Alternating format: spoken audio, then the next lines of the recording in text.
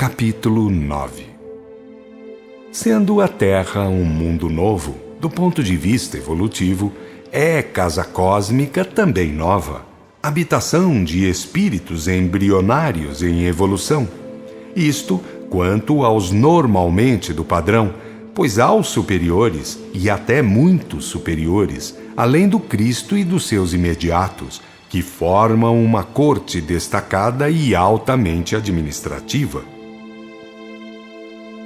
No salão dos mapas diagramáticos, há de tudo para se aprender, isto é, que revelam como as coisas são, mas não que resolvam problemas para quem quer que seja, ou que desabrochem o reino de Deus no imo de alguém, por graça ou favor. Tudo é teoria, nada mais do que teoria. E muito já é, porque antes assim não era. Não havia chegado a hora de assim ser ensinado, porque a grande hora transitiva ainda pairava longe dos horizontes da humanidade terrestre. Todos sabem, em virtude daquilo que é ensinado, através dos mapas, que em Deus não existem particularidades nem precedentes. E se esta realidade fundamental fosse conhecida e posta em prática na Terra, de uma vez por todas, cessariam todos os clericalismos, todas as formas de exploração religiosista, tudo quanto é figura de fachada, tudo quanto é máscara. Assim dizia um servo do salão de mapas a um grupo de visitantes precisamente no momento em que eu chegava, em companhia de 2 companheiros de aprendizados, naqueles primeiros dias de chegada aos planos espirituais. E por ouvi-lo falar assim, desejei aproximar-me para absorver o que ele dizia. Dentro de segundos, disse ele, aqui estará Celestino, acompanhado de alguns irmãos nossos, que foram, no dizer deles, ministros de Deus na crosta, e que, no entanto, por falta de verdade, amor e virtude, neles mesmos, não só passaram longos tempos nos lugares de pranto e ranger dos dentes, como ainda vivem por aqui, onde trabalham junto aos socorridos de última hora, aguardando a hora de reencarnar para tentar reabilitações e progressos comuns. E mal acabara ele de dizer aquilo, uns 40 irmãos davam entrada no salão e encaminhavam-se para o seu lado. Assim que chegaram, o servidor avisou a todos da presença de Celestino, anunciando que ele trazia um encargo e que iria falar. Venho, disse ele, como é comum, para convidar alguns irmãos, os que desejarem, a uma visita à crosta. Alguns devem ir, precisam ir, está no programa de instruções e benefícios, mas outros poderão ir de livre e espontânea vontade, sem compromisso qualquer. Lembro, entretanto, que não é para visitar os respectivos lares, mas sim para estudos, pois vamos a uma sessão espírita, uma reunião de profetas, como diriam nos tempos antigos e nos dias de pós-Pentecostes. Achei esquisito, pois um impulso fez-me levantar a mão imediatamente para ir visitar a crosta, ver uma sessão de cá para aí, já que tantas tinha visto daí para cá.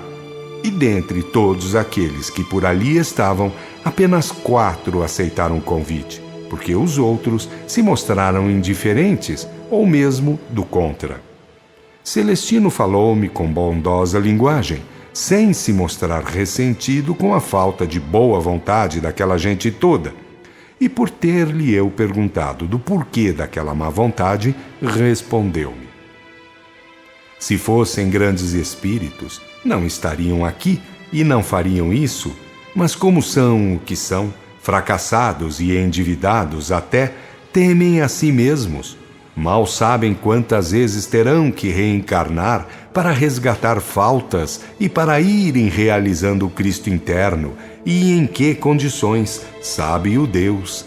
Enfim, vamos fazendo a nossa parte e dando tempo ao tempo, que juiz é Deus e divino juiz que atua com fatos, sem jamais perguntar coisa alguma a quem quer que seja, porque não é particularista e não abre precedentes. Bem diferente, acrescentei, do Deus que é pregado pelos comercialismos religiosistas do mundo. Ele comentou pesaroso, lembrando ações próprias comprometedoras. Eu sei, e sei muito bem, quanto se fala no Deus da verdade, do amor e da virtude, para depois converter tudo em conceitos estúpidos e em comercialismos idólatras, só porque é necessário forrar a pança e a vaidade de muitos homens que não sabem arranjar um ofício ou um ganha-pão mais decente. Perguntei em face da indiferença e da má vontade daquelas pessoas. E poderão ficar assim indefinidamente, desprezando essas oportunidades? Celestino respondeu, não, e devo dizer que já estão sendo contados os pontos, pois a boa vontade é fator de muita importância, desde que o indivíduo aqui aporta e se vai tornando consciente da situação. Em que sentido haverá imposição da administração? Em muitos sentidos, pois as comissões julgam e tomam providências, mas a parte mais importante é o registro que cada um opera em si próprio. Isso é muito significativo, exclamei. Celestino assentiu com breve movimento de cabeça, acrescentando: lembre-se de uma vez para sempre que o Cristo interno jamais será desabrochado por segundos ou terceiros. O Pai Divino oferece campos de atividade, condições e situações, instrutores, profetas e Cristos modelos. Mas quanto às realizações celestiais íntimas, isso compete a cada um. Dentre os presentes, adiantou-se um pastor protestante que comentou: reconhecendo os erros de conceito que no mundo são cultivados e até impostos com fanatismo, devo dizer que muitos séculos se passarão até que os homens consigam admitir certas verdades, ou aquelas verdades, como disse Jesus, que são de mais difícil assimilação. Eu, durante a vida carnal, jamais poderia admitir semelhantes verdades, e confesso que era sincero, que de fato não podia admitir semelhante coisa. Eu também, mas pelo fato de seguir pensamentos alheios, disse um outro. Celestino sorriu, encolheu os ombros e comentou: bem, já sabem do letreiro que está colocado no templo de oração. Aspas, de modo alguns ignorantes, covardes e hipócritas herdarão o reino do céu. Fecha aspas. Ora, o reino do puro espírito é o crístico ou de unidade vibratória com o princípio sagrado. Portanto, vamos acabar com os conceitos errados do religiosismo rançoso e vamos procurar conhecer e viver a verdade, o amor e a virtude, a fim de irmos aumentando em nós os pontos no sentido da autocristificação.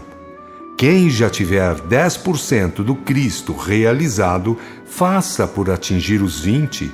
Quem tiver 20, queira atingir os 30, e assim por diante, até chegar aos 100%. O pastor, ou que ainda estava vestido com tais roupagens, opinou: e seria bom dizer, lá no mundo, que não existe religião boa, porque boa só a verdade o é. Mas que verdade? Interferiu um frade com ares rabugentos. Todos ficaram a olhar para ele, e foi ele mesmo quem disse: a verdade toma aspectos os mais variáveis, de indivíduo para indivíduo, de tempos a tempos, e ninguém consegue igualar os conceitos, nem o Cristo. Celestino perguntou-lhe com brandura, pois o velho frade demonstrava falar com inteira sinceridade. O irmão procurou ler alguma coisa no mundo sobre as iniciações antigas? Ele respondeu prontamente: não, senhor, fui um sincero filho da Igreja Romana. Celestino ficou a meditar algum tempo, fitou-o bem e depois aconselhou-o: não fique a pensar nisso, de agora em diante, pois muito lhe prejudicaria. Deixe o tempo agir em função da verdade e dos filhos de Deus, pois foi também à custa de empregar mal o tempo que os homens corromperam a doutrina do caminho, que nada mais era nem é do que o profetismo hebreu generalizado. Aquilo ou aquele ministério da revelação que no Velho Testamento era cultivado de modo oculto ou esotérico, isso mesmo é que, no Novo Testamento, Jesus derramou sobre toda a carne. Valendo o livro dos Atos, compreende? O velho frade ficou mais à vontade, esboçou um sorriso e disse: sim, sim, quem tem que mudar são os homens, não a verdade. Celestino convocou os que deviam visitar a crosta e mais os que quisessem de boa vontade fazê-lo, e disse que estava na hora da partida.